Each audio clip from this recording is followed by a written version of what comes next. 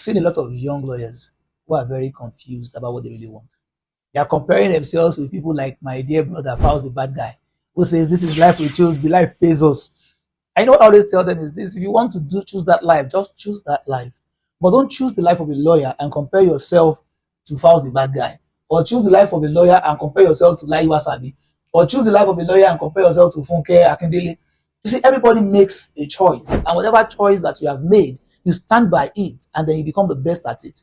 Law takes time because it requires you to grow. It requires you to build capacity. It is highly capacity driven. It is not fluid. It is not flexible. It is conventional. It's a bit static. But what you don't know is this: a lot of young lawyers today have a lot of advantage. We leverage the advantages we had, and there are fresh opportunities that are outside there now. In my office, for example, the whole idea of our Web3, our involvement in Web3 as a law firm, is being pioneered by one of our associates who is passionate about Web3. Here we allow you to flourish with your ideas, to flourish with your own abilities, and then we allow you to do it within the confines of law. But more importantly is this: you have to understand that you have to put yourself under authority. You have to understand that you are not entitled to being favored or being given handouts. You have to stand up and take ownership of what is your own and be creative and be innovative.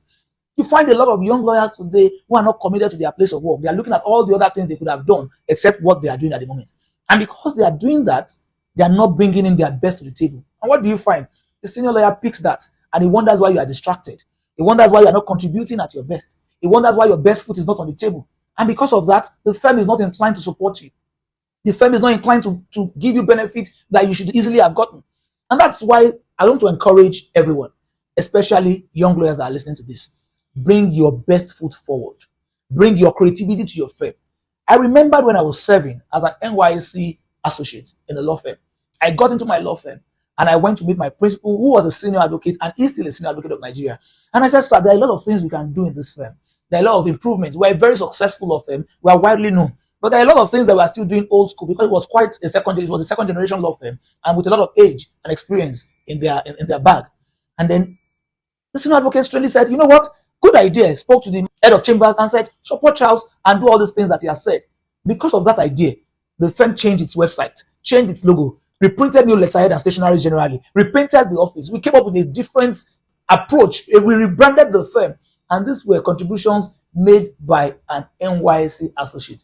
But then you go to your office and you're just entitled. You want to collect big salary. You want them to take care of you. What are you bringing to the table? You are waiting until the day you set up your own law firm or partnership with your friend before you can become creative.